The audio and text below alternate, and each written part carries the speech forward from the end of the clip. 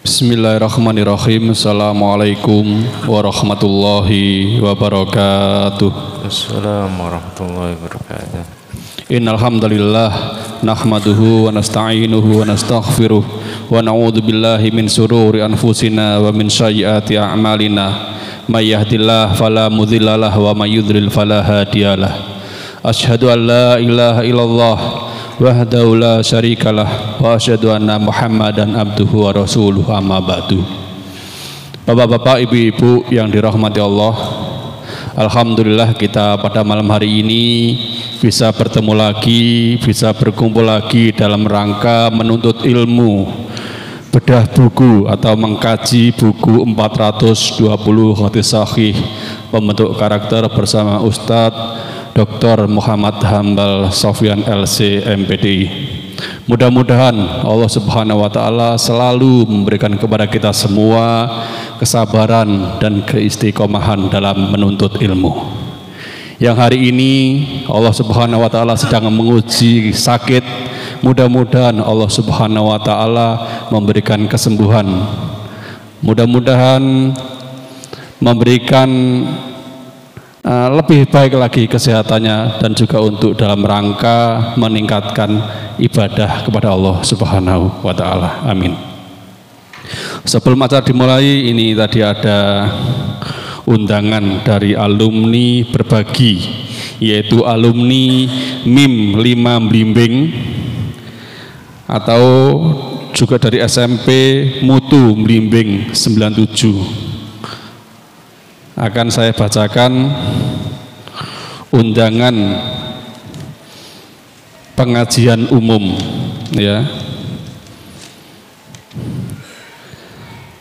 Assalamualaikum warahmatullahi wabarakatuh. Ya, segala puji bagi Allah.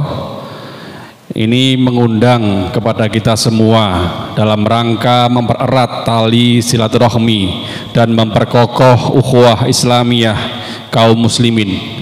Maka dengan ini kami dari alumni berbagi ingin mengundang Bapak Ibu saudara-saudari dalam majelis insya Allah diridhoi Allah Ta'ala, yakni pengajian umum yang insya Allah dilaksanakan hari Jumat tanggal 29 September 23 jam 13 atau jam 1 setelah sholat Jumat sampai selesai. Tempat gedung aula Kiai Haji Ahmad Adnan Nur atau di sekolahan MIM 4 Blimbing, dengan penceramah Ustadz Kiai Haji Amal Syarifuddin MA. Tema memperkokoh akidah dan ukhuwah di zaman fitnah. Ya, demikian mengetahui Ketua Bapak Agus Tulus, Sekretaris Bapak Mu'anam. Lembaran ini sekaligus sebagai undangan bagi kita semua, bagi Bapak Ibu Saudara yang mendengarkan atau yang melihat siaran kami di live streaming Facebook dan YouTube, bisa juga menghadiri acara alumni berbagi di Blimbing, di MIM 5 Blimbing. Bapak Ibu yang dirahmati Allah, sebelumnya kami juga ucapkan jazakumullah khairan kepada para donatur yang telah menginfakkan sebagian rezekinya untuk kegiatan kami. Kami ucapkan jazakumullah, semoga Allah Subhanahu wa taala membalas yang lebih baik dan lebih berkah lagi. Amin. Seperti biasa di akhir sesi, yaitu nanti ada sesi tanya jawab, maka dari itu silahkan disimak baik-baik. Kalau ada yang barangkali ada yang perlu ditanyakan, silahkan nanti ditanyakan di sesi tanya jawab. Langsung saja kepada beliau Ustaz Dr. Muhammad Hambal Sofyan LC MPDI, waktu dan tempat dipersilahkan. Tafadhol Ustaz. Assalamualaikum warahmatullahi wabarakatuh. Alhamdulillah, salatu wassalamu ala Rasulillah wa ala alihi wa sahbihi ajma'in. Yaqulu Rasulullah sallallahu alaihi wasallam fima rawahu al-Bukhari wa Muslim min hadithi Muawiyah radhiyallahu an, may yuridillahu bihi khairan yufaqihu fiddin. Alhamdulillah, kita bersyukur kehadirat Allah Subhanahu wa taala atas taufik dan nikmatnya kita bisa menghadiri majelis ta'lim hadis nabawi agar kita bisa mengambil nasihat-nasihat dari beliau, menjadikan Rasulullah SAW sebagai guru kita, sebagai panutan kita. Maka tentunya harus selalu mengkaji nasihat-nasihat beliau. Kalau kita nganggap beliau sebagai guru tapi kita tidak pernah belajar sabda-sabda beliau, maka itu adalah kurang pas ya. Maka harus ada waktu yang kita sisihkan, baik kita membaca hadis-hadis beliau dari awal hingga akhir dari sebuah kitab hadis, atau kita mengkaji satu persatu hadis yang disampaikan oleh Rasulullah SAW agar kita bisa mengambil intisari darinya ya. Dan kita diajarkan oleh Rasulullah SAW cara agar kita ini cinta ya, cinta kepada beliau, yaitu sebelum tidur itu harus mengakhiri kata-kata kita dengan kata-kata yang diajarkan oleh beliau ya.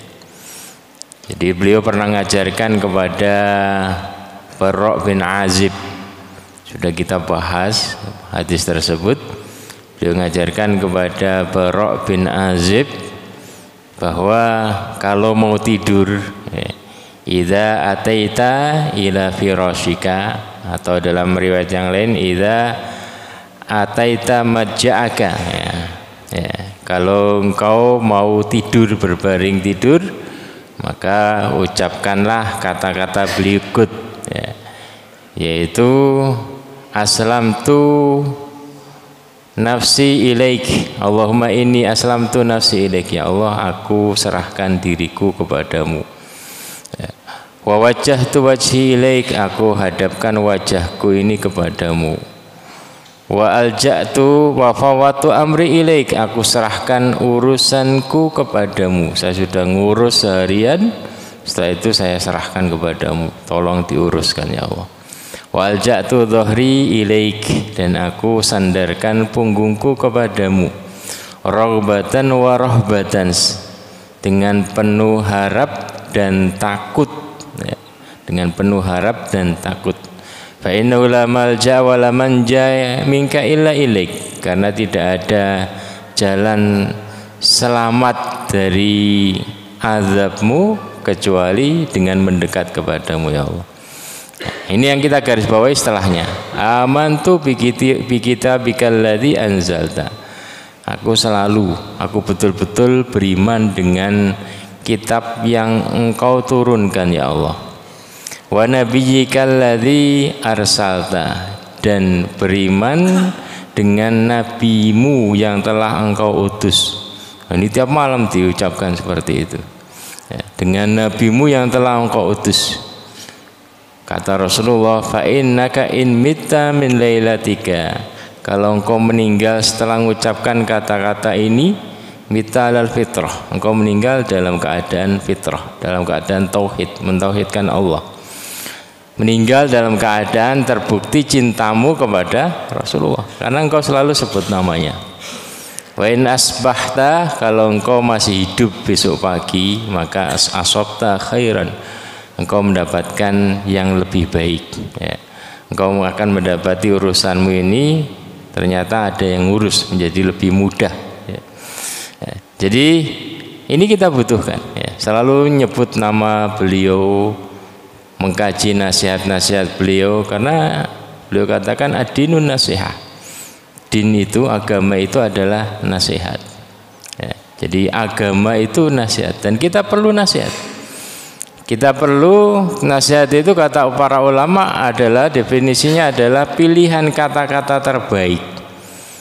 Dan Rasulullah SAW telah memilihkan bagi kita kata-kata yang terbaik sebagai pedoman hidup kita ya. Jadi tinggal kita mengkaji. Dan beliau adalah orang yang saat kita mendengar kata-katanya, kata-kata beliau, maka akan bertambah keimanan kita, bertambah ilmu kita. Beliau sesuai dengan yang beliau ucapkan ketika ditanya ayyu julasaina khair. Jadi Imam Bazzar meriwayatkan dari Ibnu Abbas, ada seorang sahabat bertanya kepada Rasulullah, ya Rasulullah, ayyu julasaina khair, siapakah teman terbaik kita? Maka beliau menjawab, man dzakkarakum billahi ru'yatuh, orang yang dzakkarakum billahi ru'yatuh, orang yang saat kita melihat dia itu mengingatkan kita kepada Allah. Jadi ketika melihat dia, maka langsung kita kembali kepada Shirathul Mustaqim, bahwa tujuan utama kita adalah Allah, yang kita tuju adalah Allah. Mengingatkan kepada kita ikhlas ya. Jadi yang menyelamatkan kita ini adalah keikhlasan kita. Wajadakum fil ilmi mantikuhu ya. Dan kata-kata dia itu menambah ilmu kalian. Jadi kalau dia berkata, banyak faedahnya, banyak manfaatnya, banyak intisari-intisarinya yang bisa bermanfaat bagi kehidupan kita. Dan itu adalah Rasulullah. Dan yang terakhir beliau katakan, wa dzakkarakum bil akhirati amaluh ya. Dan amalan dia, kegiatan dia, aktivitas dia yang kita lihat itu mengingatkan kita kepada akhirat ya. Jadi ada orang-orang seperti itu. Jadi ketika kita melihat, oh ini adalah seperti kita melihat Pak Budi, kita melihatnya, oh kita ingat LKI-nya, semangat dakwah, ngajak kepada kebaikan. Nah, itu adalah kawan terbaik kita ya. Dan terbaik ya, kawan terbaik masa depan kita adalah Rasulullah Shallallahu Alaihi Wasallam. Maka jangan lupa untuk memperbanyak membaca sholawat kepada beliau, karena itu adalah masa depan kita, kebutuhan kita. Sampai-sampai Imam Ghazali beliau mengatakan ya, jadi sholawat itu adalah sangat betul-betul sangat perintah yang sangat utama, yang sangat darurat ya. Kenapa? Karena itu adalah kebutuhan akhirat kita. Orang yang paling kita cari, orang yang paling kita butuhkan nanti di akhirat adalah Rasulullah Shallallahu Alaihi Wasallam. Dan beliau katakan, man shalla alaiya sholatan sallallahu alaihi biha asyran, barang siapa membaca sholawat sekali untukku, maka Allah akan bersolawat untuknya 10. Para ulama mengatakan kalau sholawat disandarkan kepada Allah, maka maknanya adalah Allah mengampuni 10 dosa kita dan Allah memberikan 10 rahmatnya kepada kita ya. Maka di waktu-waktu longgar, waktu-waktu senggang, bahkan kita jadwalkan khusus waktu-waktu khusus agar kita memperbanyak sholawat kepada Rasulullah Sallallahu Alaihi Wasallam, karena beliau penuh dengan nasihat-nasihat. Karena beliau mengatakan, innama buistu mu'alliman, aku diutus untuk menjadi guru bagi kalian, panutan bagi kalian. Demikian juga apa yang beliau perbuat ya, sebagaimana yang kita bahas pada hadis yang ketiga, yaitu an Aisyah radhiyallahu anha qalat, kana Rasulullah sallallahu alaihi wasallam idza fatathu shalah minal lail min waja'in aw ghairihi shalla minan nahari sintai asyrata rakaatan, rawahu Muslim. Dari Aisyah radhiyallahu anha qalat ya, menuturkan kalau hadis sebelumnya menjelaskan sebagai bentuk nasihat ya. Barang siapa yang lupa wiridnya di malam hari, kemudian tertidur dari wiridnya di malam hari, kemudian dia baca di siang hari, maka itu dia akan dapatkan pahala yang sama ya, sebagai qadha. Dan dalam hadis ini beliau mencontohkan ya. Jadi kata Aisyah, Rasulullah Shallallahu Alaihi Wasallam itu idza fatat shalah minal lail, kalau beliau ya, terhalang, terlupakan dari ngerjakan sholat malam yang beliau biasa kerjakan, karena beliau manusia, terkadang sakit, terkadang juga lupa, kadang tertidur. Tapi ini kadang ya, untuk menjadikan contoh solusi ketika kita ini mengalami hal yang sama. Jadi terkadang beliau praktekkan seperti itu ya, biasanya ideal, tapi terkadang ya seperti sebagian dari umatnya yang seperti itu, untuk menjadi solusi ya, ketika ada kondisi kendala seperti itu. Jadi Rasulullah SAW kalau beliau terlewat mengerjakan sholat malam yang beliau biasa kerjakan, min wajain, karena sakit, awgharihi, atau udzur yang lainnya, mungkin sibuk dan yang lainnya, maka sholat minan nahar, beliau mengerjakan di siang hari 12 rakaat, sintai asyara rakaat, rawahu Muslim. Beliau tambahi 1 ya. Beliau mengerjakan 12 karena beliau biasa mengerjakan 11 rakaat ya. Seperti yang dikatakan oleh Bunda Aisyah, maka Rasulullah sallallahu alaihi wasallam yazidu fi Ramadan wala fi ghairihi ala ihda asyrata rakaat, yusalli arba'an fala tasal an husnihinna wa tulihinna, thumma yusalli arba'an fala tasal an husnihinna wa tulihinna, thumma yusalli thalathan, rawahul Bukhari wa Muslim. Bunda Aisyah menuturkan Rasulullah itu tidak di bulan Ramadan maupun di bulan yang lainnya, itu beliau kalau sholat maka biasanya hanya ya tidak lebih dari 11 rakaat ya. Beliau kerjakan 4 rakaat, jangan tanya bagusnya dan panjangnya sholat beliau. Kemudian 4 rakaat lagi, jangan tanya tentang panjang dan bagusnya sholat beliau. Kemudian beliau sholat 3 rakaat, artinya 11 ya. Jadi 11 rakaat ini karena full dengan tadi itu sepertiga malam akhir, pokoknya lebih dari tengah malam. Lebih dari tengah malam itu sudah penuh dengan hal tersebut. Karena beliau tidak hanya sholat ya. Aktivitas malam beliau, wirid beliau itu bukan hanya sholat, tapi juga ada zikir, ada juga istighfar ya. Yang ini membutuhkan waktu lama ya. Jadi aktivitas beliau itu bukan hanya sekedar sholat. Apa bedanya antara sholat sama zikir dan yang lainnya dan istighfar ya? Jadi masing-masing punya fungsi ya, masing-masing punya fungsi. Ada waktu untuk sholat agar kita langsung connect dengan Allah. Ada waktu untuk mengakui kesalahan kita agar kita semakin tadarru, tunduk kepada Allah Subhanahu wa taala. Ada waktu untuk zikir, mengagungkan nama-nama Allah Subhanahu wa taala ya. Jadi kenapa kok nggak cukup hanya sholat? Karena tadi masing-masing punya fungsi, punya khasiat, ya, punya kelebihan. Yang ini perlu kita kerjakan semuanya.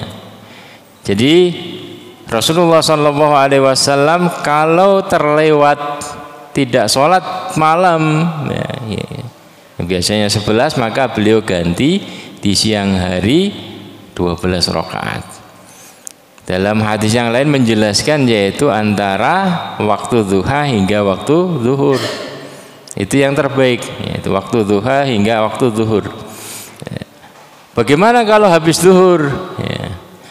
Jadi bagaimana habis zuhur? Maka Syekh Utsaimin mengatakan nggak ada masalah.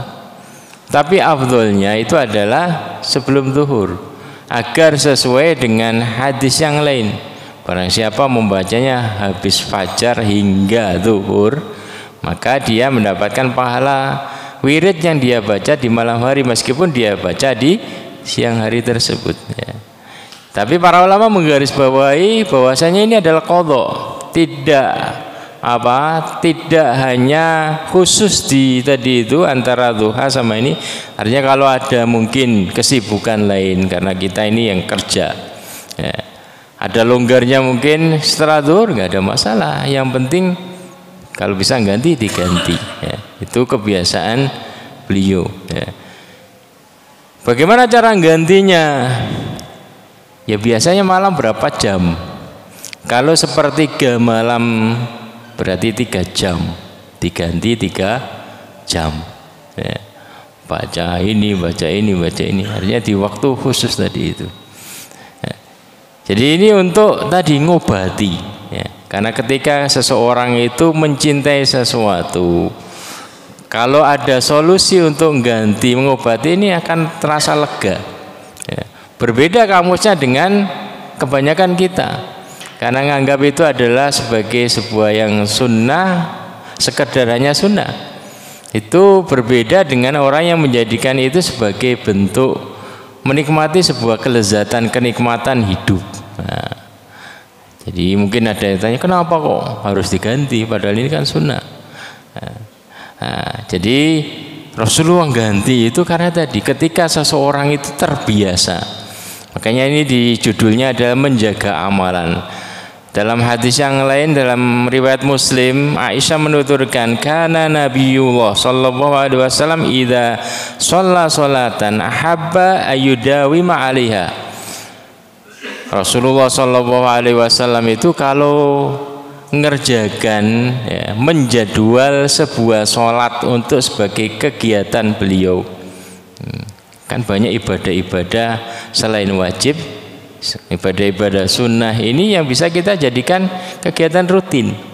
Jadi Rasulullah SAW kalau memilih menetapkan sebuah sholat, maka beliau akan berusaha untuk yudawim, continue, ya, ajak mengerjakannya. Ayudawi ma'alaiha wa kana idza ghalabahu naumun aw waja'un. Dan beliau kalau terhalang dari mengerjakan hal tersebut karena ketiduran atau sakit, an qiyamil shalah minan nahar 12 rakaat. Beliau kerjakan di siang 12 rakaat.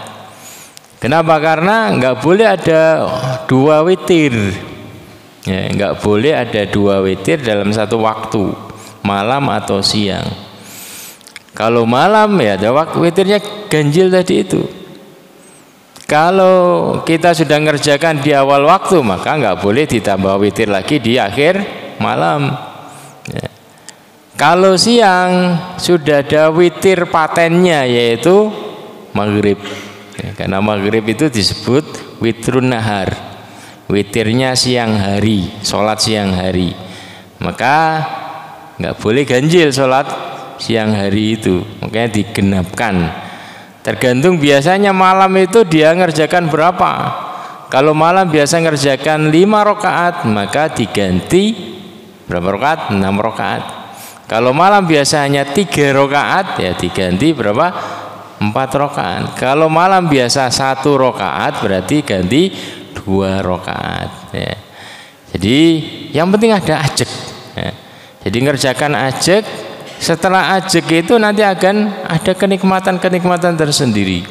Nah, jadi inilah yang kemudian menjadi jawaban kenapa kok harus diganti, karena itu adalah sebuah kenikmatan, ada solusi ya. Maka pelajaran yang bisa kita ambil dari hadis ini, jadi pelajaran yang bisa kita ambil dari hadis ini adalah yang pertama, bahwa bolehnya mengqadha amal yang sifatnya sunnah ya.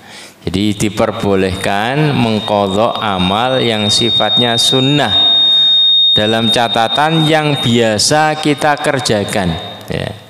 Maka bisa diganti di waktu yang lain, meskipun waktu tersebut adalah waktu yang dilarang untuk sholat ya. Seperti habis asar atau habis subuh ya.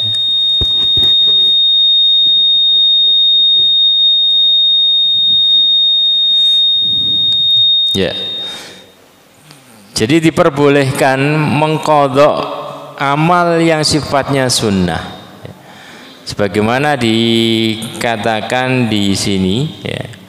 Yushra'u qadha'us sunan ar-ratiba idza fatathu bi udrin kan naum awin nisyan awil insyighal anha falam tusalli fi awqatiha fa tuqda walau fi awqatin nahyi ala rajih min kalami ahli.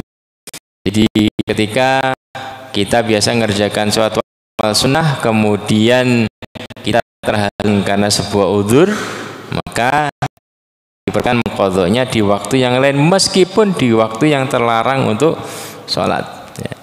Sebagaimana wadzalika lima rawahul Bukhari wa Muslim an Ummi Salamah radhiyallahu anha anna Nabiy sallallahu alaihi wasallam shalla rak'atain ba'dal asri fasa'alathu anhuma faqala innahu atani nasun min Abdil Qais fashaghaluni an rak'atain allataini ba'da adh-dhuhri fahuma hatan. Ya. Jadi Rasulullah SAW pernah sholat habis asar itu 2 rakaat. Ya. Kemudian Ummu Salamah bertanya, ya, bukankah habis asar ini kan nggak boleh sholat sunnah? Maka beliau menjawab, tadi setelah zuhur itu ada beberapa orang dari kabilah ini, ya, Abdi Qais, ya. Sehingga saya tersibukkan dari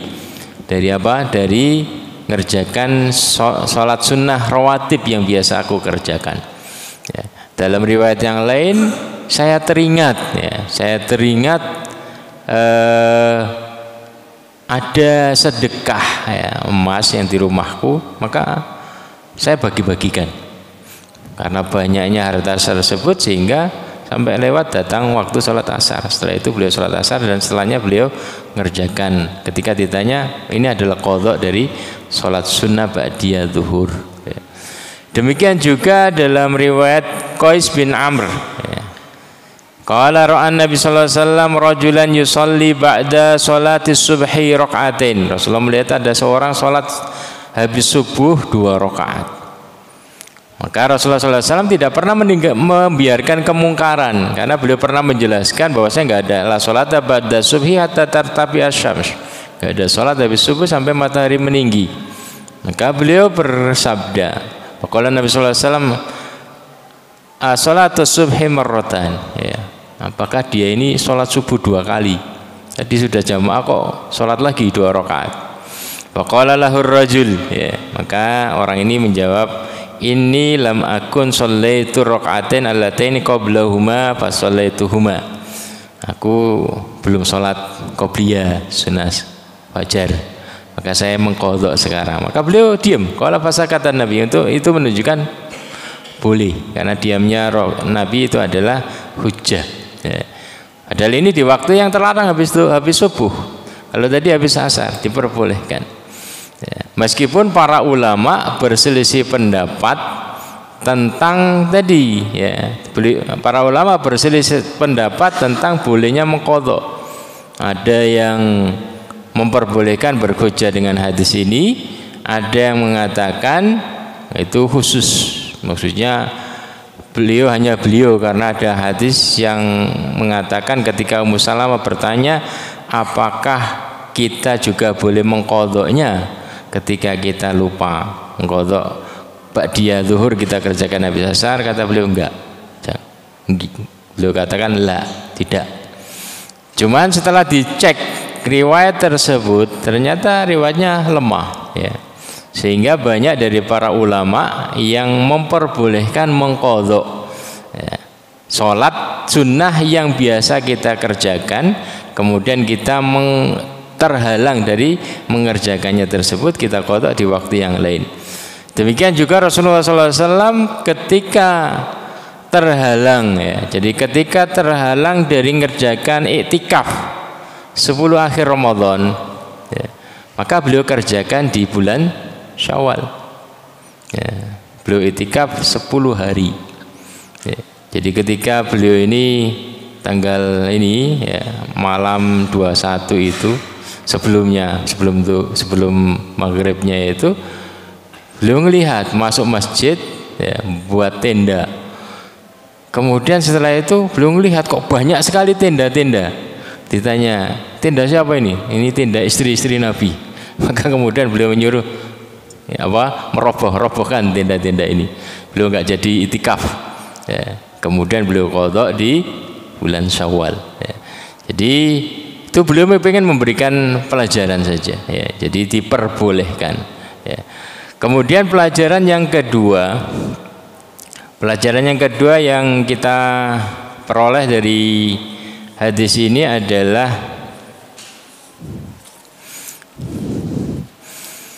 tidak memaksakan diri melakukan amalan sunnah ketika ada uzur. Ya. Jadi hadis tadi kan menjelaskan. Jadi Rasulullah SAW pernah, ya, beliau tidak sholat malam karena tertidur atau karena uzur sakit. Ya. Jadi ini menunjukkan kepada kita, memberikan pelajaran kepada kita bahwasanya jangan memaksakan diri. Ya, kalau itu wajib harus dipaksakan. Tapi kalau sunnah kita nikmati. Ya. Kalau sunnah kita nikmati, artinya ketika kita sedang sakit atau ada uzur yang lain, maka ada kelonggaran, boleh meninggalkannya. Ya. Tapi nanti boleh diqadha.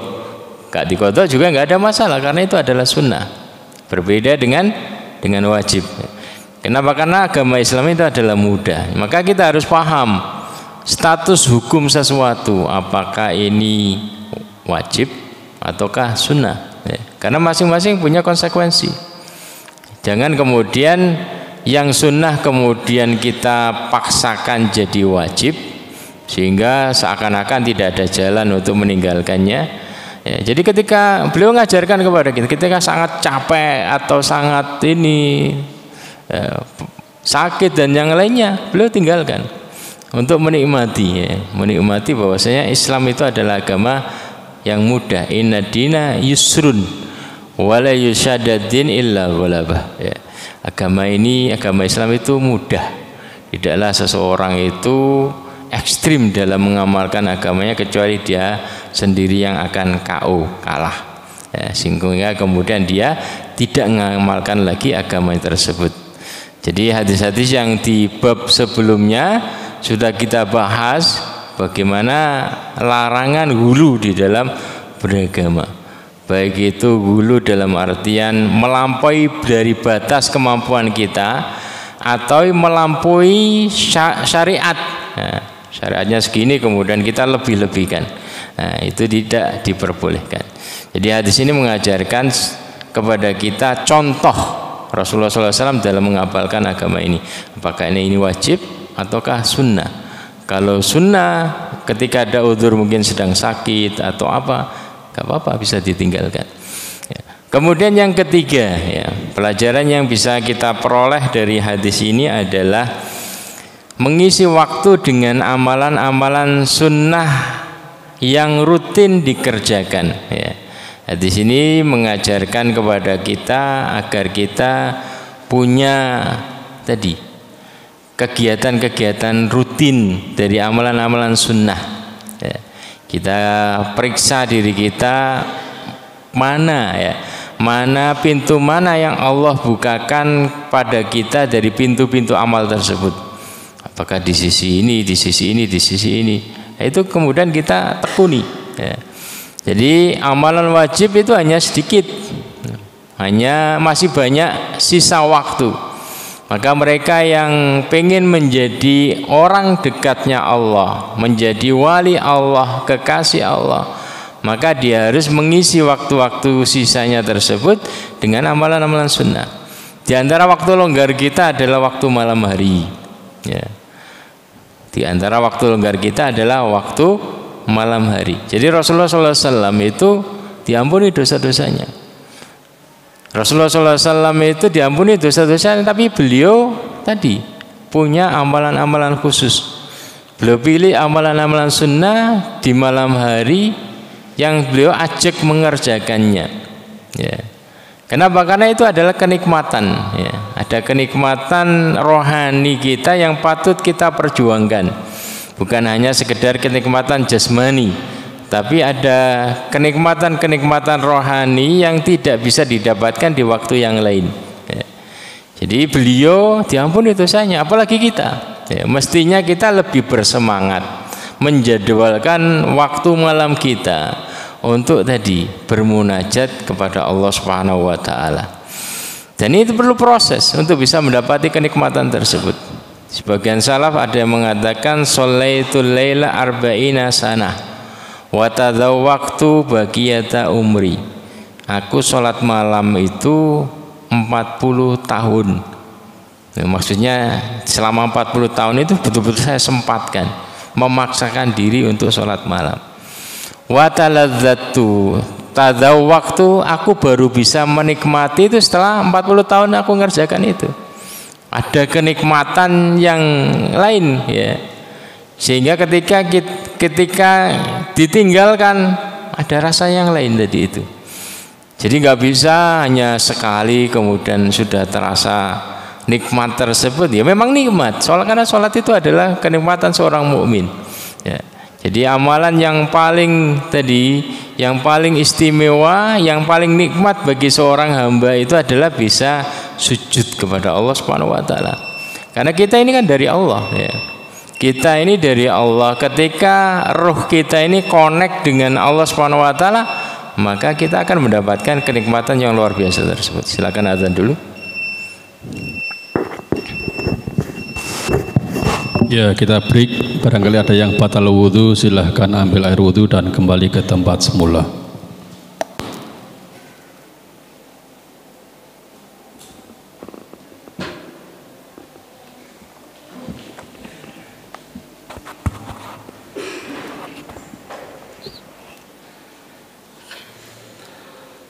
Allahu Akbar, Allahu Akbar.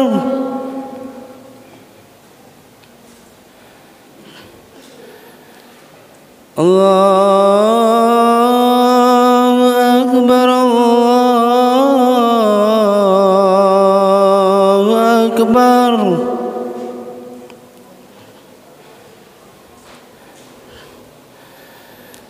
أشهد أن لا إله إلا الله.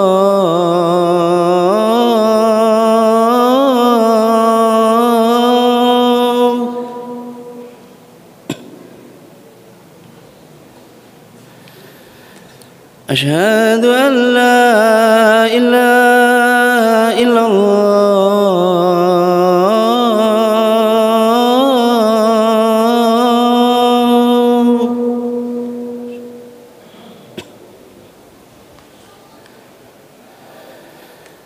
أشهد أن محمد رسول الله.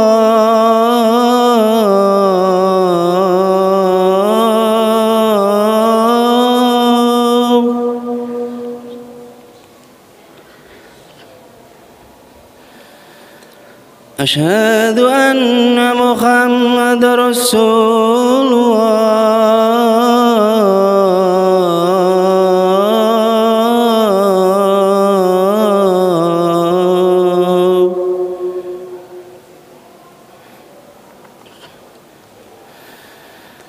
حي على الصلاة.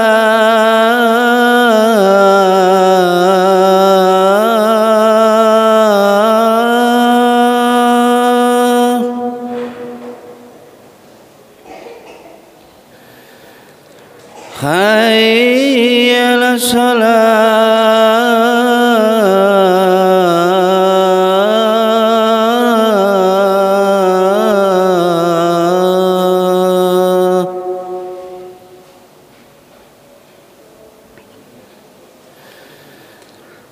حي على الفلاح.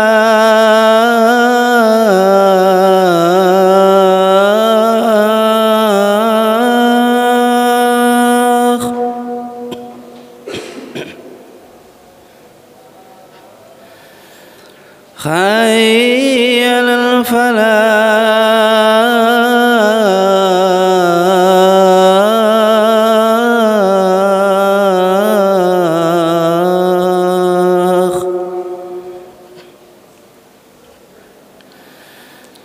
الله أكبر،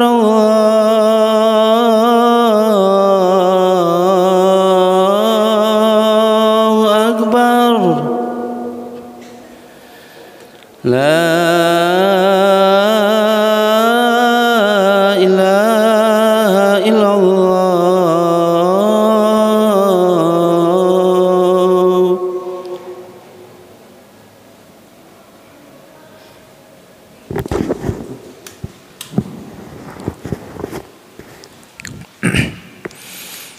Ya, kita lanjutkan. Sebagaimana disabdakan oleh Rasulullah sallallahu alaihi wasallam, al-muslim mir'atu akhi, ya, seorang muslim itu adalah cermin bagi saudaranya.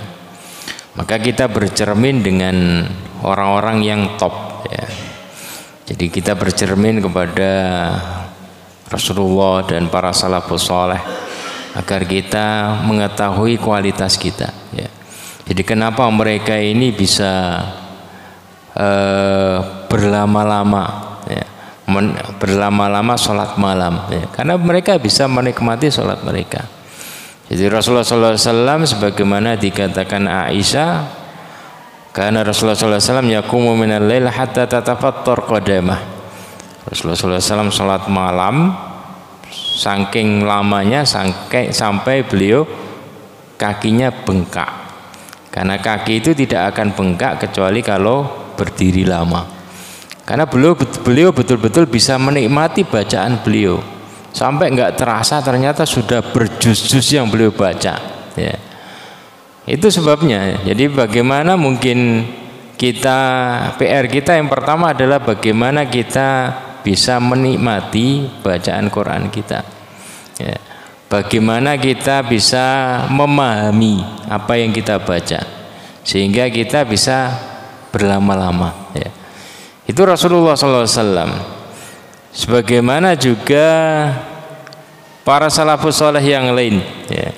Wa kana Sufyan Ats-Tsauri rahimahullah taala idza asbaha madda rijlaihi ilal haid wa ra'suhu ilal ardi kay yarji' dam ila makanihi min qiyamil lail.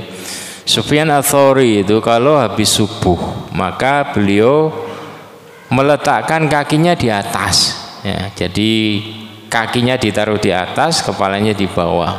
Agar apa? Agar darah itu turun, ya. Jadi karena malamnya itu betul-betul berdiri lama, maka kemudian diangkat ke atas biar ngalir ke bawah, ke kepala. Itu kebiasaan beliau. Karena menikmati panjangnya malam dengan ibadah tadi, bermunajat kepada Allah Subhanahu wa taala, ya. Demikian juga yang menjadi susah kita kerjakan itu adalah bisa menangis, ya. Jadi saat sholat malam kemudian setelah itu diiringi dengan tangisan, itu yang susah, ya. Dan sangat susah sekali itu, ya. Hanya orang-orang yang hebat bisa meresapi, yang mampu menangis, ya. Apalagi di zaman seperti ini yang menganggap orang nangis itu adalah cemen, ya. Jadi dahulu seperti Rasulullah SAW dituturkan Aisyah ini, ya.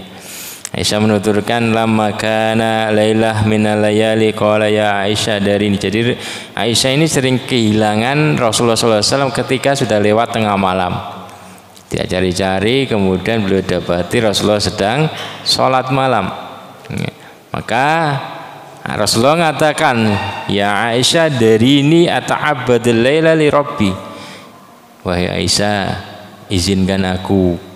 Beliau katakan dari ini, ya, izinkan aku untuk bisa bermunajat dengan Rabbku malam ini. Karena beliau tahu ini adalah waktunya Aisyah, ya. Jadi beliau hanya memberikan di awal malam sampai pertengahan, setelah itu beliau sholat, menikmati sholat, ya, izinkan. Qalat wallahi ini la uhibbu qurbaka. Maka Aisyah menjawab, ya Rasulullah, saya ini sangat senang dekat dengan kamu, ya. Wa uhibbu ma sarraka, dan saya senang dengan sesuatu yang menggembirakan kamu. Kalau engkau ini senangnya itu adalah dengan munajat dengan Allah, meskipun jauh dari saya, sudah saya relakan, ya. Tapi dalam waktu yang lain Aisyah ini menggabungkan dua hal tersebut, ya. Rasulullah sholat dan Aisyah tadi berada dekat dengan Rasulullah SAW. Aisyah mengatakan kuntu anam baina yaday Rasulullah SAW warijlaya fi qiblati.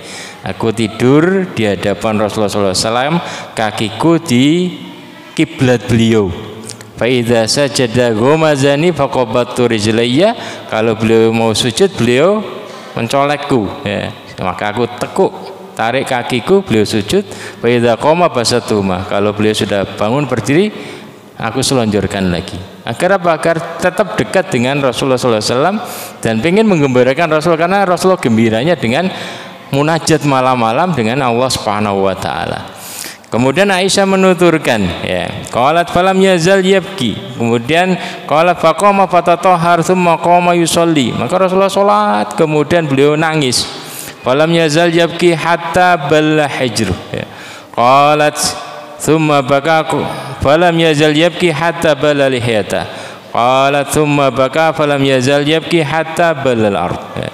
Jadi sampai pipinya basah, sampai jenggotnya basah, sampai tanah, ya, tanah yang beliau sujud itu basah, ya. Jadi itu Rasulullah SAW panutan kita, bagaimana berada di malam hari, ya, sampai seperti ini. Ini kan betul-betul orang yang bisa menikmati malamnya, sehingga ketika terlewatkan karena sakit atau karena udzur yang lain, pantas beliau mengqadhanya di siang hari, ya, karena beliau bisa menikmati malam-malam beliau. Dan kata para salafus saleh, ya, kata para salafus saleh, ahlul lail fi lailihim aladzu min ahlil lahwi fi lahwihim walolal lail ma ahbabtul baqa fid dunya. Abu Sulaiman Ad-Darani mengatakan ahlul lail fi lailihim, para pemuja malam, ya, salat malam, dengan salat malamnya itu lebih bisa menikmati kenikmatan daripada ahlul lahwi, ya, orang-orang yang berada di kafe-kafe, orang-orang yang berada di tempat-tempat hiburan. Kenapa? Karena tadi ini kenikmatan rohani, ya. Jadi kalau kita belum bisa mendapatkannya, oh ini PR besar. Sampai dikatakan walolal lail ma ahbabtul baqa fid dunya, kalau bukan karena malam hari aku nggak pengen berlama-lama di dunia.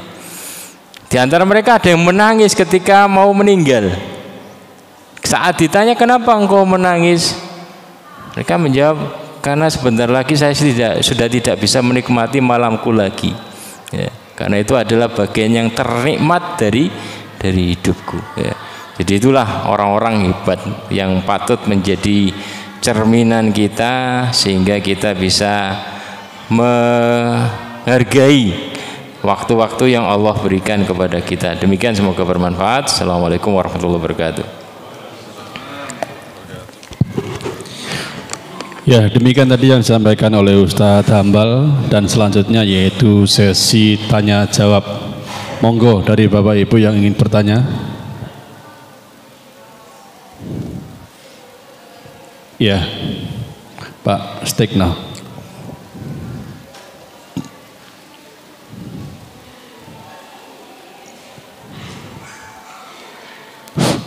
Bismillahirrahmanirrahim. Assalamualaikum warahmatullahi wabarakatuh. Waalaikumsalam warahmatullahi wabarakatuh. Jazakumullah Ustaz waktunya. Afwan, sebelumnya saya hanya menyampaikan pertanyaan dari ikhwan kita yang ada di sini. Cuman beliau masih malu, belum mau menanyakan sendiri, akhirnya WA ke saya sekarang. Ya, mudah-mudahan untuk selanjutnya bisa bertanya dengan sendiri, ya, mudah-mudahan. Karena ini sudah 2 kali ini Ustaz. Karena sudah 2 kali ini. Ya, mudah-mudahan ini bisa menjadikan beliau tambah berani untuk bertanya. Pertanyaannya gini Ustaz. Yang pertama itu terkait ketika dengar adzan, ya, ketika dengar adzan sementara dia posisi sholat sunnah, ya, posisi sholat sunnah, itu kira-kira kita masih melanjutkan sholat sunnah itu apa menjawab adzan dulu sampai selesai? Itu yang pertama. Yang kedua, untuk menjaga amalan sunnah ini, itu apakah ada kiat-kiat khusus untuk kita ini bisa benar-benar istiqomah? Karena yang sering itu kita kadang-kadang rajin cuman sesaat, setelah itu futur lagi. Itu pertanyaan kedua. Jazakumullah Ustaz. Assalamualaikum warahmatullahi wabarakatuh. Assalamualaikum warahmatullahi wabarakatuh. Ya, jadi ketika kita sholat kemudian ada azan, apakah kita harus melanjutkan sholat kita atau menjawab azan? Ya. Jadi menjawab azan itu adalah dianjurkan, diperintahkan, sebagaimana dalam hadis Abi Hurairah, "Idza sami'tumul muadzin faqulu mithla ma yaqul." Jika kalian mendengar muadzin maka ucapkan sebagaimana yang dia ucapkan. Ya. Jadi ketika kita dalam kondisi mungkin tadi nggak ada kegiatan sholat, kalau sholat kan kita diperintahkan untuk mengerjakan sampai akhir dan menjawab sesuatu di luar sholat itu membatalkan sholat. Jadi orang salam kemudian jangan kemudian dijawab waalaikumsalam lanjut sholat, batal, karena walab tubtilu a'malakum. Jangan kalian membatalkan amalan-amalan kalian. Dalam riwayat ini adalah sholat kalian, jangan batalkan. Jadi kalau kita sedang sholat ya tetap lanjut sholat. Ya. Karena hukum menjawab azan itu tidak sampai kepada wajib fardu, ya sunnah. Karena Rasulullah SAW beliau memerintahkan menjawab, tapi dalam kesempatan yang lain ketika tadi beliau menjelaskan tentang azan. Ketika ada azan beliau jelaskan, oh ini begini, ini begini. Beliau tidak jawab tapi beliau menjelaskan. Nah, dalam riwayat nanti saya sebut ada, kita rujukan, pernah baca seperti itu. Ya. Itu menunjukkan yaitu yang dijadikan hujah para ulama bahwasanya itu tidak sampai kepada wajib tapi anjuran. Kenapa? Karena beliau pernah tidak menjawab. Karena kalau beliau tinggalkan berarti itu membatalkan, artinya derajat perintah itu kalau tadi fakulu ucapkan seperti yang diucapkan muadzin. Ini kan perintah itu menunjukkan wajib kecuali ada dalil yang menurunkannya dari wajib kepada sunnah, dan itu yang kemudian dijadikan para ulama. Rasulullah pernah tidak jawab, beliau pernah jelaskan, oh ini begini, ini begini, ini begini. Itu menunjukkan bahwasanya tidak sampai kepada derajat wajib. Maka ketika kita sedang sholat ya lanjutkan sholatnya, karena menjawab azan ketika sedang sholat itu batal. Ya. Kenapa? Karena jawaban luar. Karena kita sholat itu munajat dengan Allah, ngobrol dengan Allah, kok tiba-tiba ini kan di luarnya. Ya. Jadi lanjutkan sholat ya, karena nanti ini akan dijawab oleh yang lain. Kemudian yang kedua, bagaimana kita bisa menjaga amalan kita? Ya. Jadi untuk bisa menjaga amalan kita itu harus dijadwal. Kalau hanya sekedarnya, maka kita kurang bisa mengkontrol. Tapi kalau kita itu menjadwalkannya, kita akan tertuntut untuk tadi merutinkan. Ya, merutinkan. Jadi kalau kita bisa tadi waktu malam ini berapa waktu untuk begini, berapa waktu ini orang akan lebih bisa panen daripada sekedarnya saja. Ya saya ingatnya kalau terbangun ya saya bangun, kalau enggak. Nah, ini akan berbeda dengan mereka yang betul-betul memprogramkan. Nah, saya programkan kalau pagi itu nanti duhanya gini, kemudian ini begini, rawatibnya begini, kemudian Qurannya berapa ini, hadisnya juga berapa, pagi malamnya nanti sholawatnya berapa, zikirnya berapa. Nah itu penting. Jadi kalau pertanyaannya bagaimana cara agar kita bisa merutinkan sebuah amalan, maka harus dijadwalkan, diprogramkan. Bisa mungkin tertulis, mungkin dan itu perlu pengingat, mungkin sama istri ya, dibuat jadwal. Pokoknya dalam ini harus bisa baca segini, sholawatnya segini, zikirnya segini, ini segini, Qurannya segini. Nah, itu insya Allah akan lebih sukses daripada sekedarnya. Yang kedua, kita tadi baca kisah orang-orang hebat ya. Kita baca orang-orang yang tadi itu, yang orang-orang top, para salafus soleh, bahkan guru-guru kita ya, yang mampu tadi mengatur waktunya, itu bisa jadi contoh bagi kita, itu kita bisa tiru. Ya, waktu yang diberikan ini antara dia dan saya sama. Kenapa dia bisa sukses menatanya? Nah, di antara kecenderungan manusia itu adalah meniru. Maka carilah panutan, idola. Ya, idola yang terdekat saja, mungkin jangan jauh-jauh, mungkin terdekat. Bagaimana begini, kemudian saling kontrol, dijadwalkan, dikontrolkan, dan jangan lupa datang majelis ta'lim, ngaji, karena itu sebagai apa? Suntikan semangat, pengingat. Ya. Apalagi kita di wilayah Jawa Timur. Jawa Timur itu lebih senang kerjanya daripada ngajinya. Ya, ngaji sebentar ada ujian, ada kerjaan lancar, ya hilang ngajinya. Ya. Nanti sadar lagi, tobat lagi ketika ada ujian lagi, oh ya ngaji lagi, datang lagi taklim. Setelah itu diuji lagi, lancar kerjanya, hilang lagi dari peredaran taklim. Ya, itulah Jawa Timur. Berbeda dengan orang Jawa Tengah, ya, Solo, Tawangmangu dan yang lainnya itu luar biasa. Ya. Apalagi Tawangmangu. Ya. Ustadz Yusuf Helmi yang kemarin ngisi itu sehari itu taklimnya itu mungkin 13. Kadang 15, kadang 17 kali.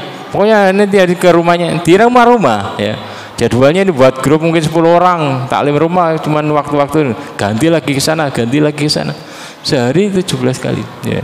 Jadi pernah Ustadz ya, beliau cerita, pernah ditanya Ustadz Umar Mita, berapa sehari? Sampai belasan. Banyak sekali, saya aja hanya ngalahkan orang-orang yang terkenal karena semangat beliau itu luar biasa memang. Ya, demikian. Ya, satu lagi, monggo.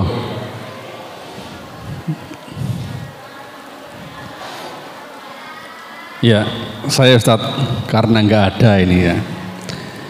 Dari kisah Rasulullah SAW bersama istri beliau, bahwa setiap malam mungkin hampir setiap malam lah gitu ya, Rasulullah ingin berkhalwat dengan Allah Subhanahu wa taala, tetapi karena rasa kecintaan istrinya sehingga dia tidak mau ditinggalkan oleh Rasulullah, dan karena mungkin istrinya sudah faham tentang din, karena juga istrinya Rasulullah, sehingga mengerti dan menyadari apa yang dilakukan oleh Rasulullah. Lah, sedangkan kita ini Ustaz, saya tuh bangga ketika lihat teman-teman semuanya ini semangat dalam bertolabul ilmu Ustaz. Karena saya yakin ya salah satu pendorong atau mungkin bisa jadi salah satu penghalang dalam bertolabul ilmi ini adalah salah satu istri kita Ustaz. Saya teringat pada waktu awal-awal saya ikut kajian itu sampai Ustadz Khairul ya almarhum, mudah-mudahan Allah memberikan kelapangan dalam kuburnya, itu memberikan trik ketika kita pulang itu yuk dibelikan oleh-oleh gitu ya. Habis kajian pulang belikan oleh-oleh gitu biar istri senang gitu. Itu awal-awalnya seperti itu, tapi lama kelamaan ya kalau nggak pergi kajian ya kilibur toh kajiannya kan gitu, sudah disuruh dulu. Nah, pertanyaan saya, apakah memang wanita itu tabiatnya seperti itu Ustaz? Dan kemudian apakah seandainya seorang suami ya yang ada di semua tidak dapat izin dari istrinya kemudian berangkat kajian atau mungkin mengerjakan ibadah, ataukah harus menuruti istrinya Ustaz? Ya itu Ustaz. Iya. Jadi Ibunda Aisyah bisa sesoleha seperti itu ya perlu proses ya. Kenapa? Karena bukan bidadari ya, bukan bidadari surga langsung, atau bukan seperti malaikat yang imannya itu adalah selalu tinggi ya. Hal tersebut sebagaimana pernah dalam sejarah itu Rasulullah SAW pernah tadi mengilak para istri beliau. Mengilak itu adalah apa? Mengilak itu meninggalkan istri-istrinya, tidak menggaulinya. Jadi sebagai bentuk tarbiyah. Kenapa? Karena pernah para istri ini protes minta nafkah tambahan. Karena istri Rasulullah kan dapat banyak ghanimah. Jadi sedangkan yang dibagi kepada istri hanya berapa, sampai turun di ayat itu. Ya. Jadi kemari, ya, kamu pilih tetap bersama Rasulullah atau umatikuna wa sarihkuna sarasan jamila. Saya kasih pesangon harta luar biasa, tapi saya ceraikan. Sampai berhari-hari itu, ya, sampai kemudian Abu Bakar mendengar, termasuk Aisyah seperti itu, kan istri-istri beliau sepakat, ya, namanya wanita kan, suka harta, sepakat gimana kita bujuk Rasulullah agar dikasih lebih. Sampai Abu Bakar kemudian datang ke rumahnya, kemudian mendengar kasus seperti itu, langsung dia cubit Aisyah mengatakan, Abu Bakar, bapak saya mencubit pinggangku, sangat sakit sekali. Kalau bukan karena Rasulullah berada di pangkuanku, saya sudah ini, karena saya menahan agar Rasulullah sedang tidur ini. Ya, namanya orang tua, ya, orang tua kok ngelihat anaknya perempuannya kok sampai membuat Rasulullah kabur dari rumah itu, sampai ke ini, dalam riwayat itu ke kebun siapa itu, kemudian beliau tinggal di sana, ya. Nah, itu menunjukkan kan perlu proses. Jadi bagaimana kita pandai-pandai mentarbiyah istri kita agar mendukung perjalanan kita menuju Allah ini menjadi enak. Dan terkadang perlu perlu mensiasati. Allah katakan wa ashiruhunna bil ma'ruf, bermuasyarah dengan istri-istri kalian itu dengan cara yang baik. Ya, terkadang tadi ada strateginya, dibawakan oleh-oleh atau apa. Yang penting mencari hatinya. Jangan sampai kemudian ada tadi, karena wanita ini paling pintar cari alasan untuk merayu suaminya agar tidak menjauh dari dia. Itu mungkin pakai cara apa, dan suami paham, itu harus paham, sehingga bagaimana saling mengatur strategi, bagaimana istri saya ini mendukung saya ngaji, mungkin begini, atau diajak ngaji sekalian. Tapi kalau ada anak-anaknya nanti tambah ramai anaknya, ya tinggal lihat kondisinya. Jadi ya perlu dipikirkan, dan kita lebih tahu caranya masing-masing, karena kondisi keluarga kita antara satu dengan yang lain kan berbeda, ya. Mungkin saling sharing, caranya gimana kok bisa begini, begini, saling sharing, ya.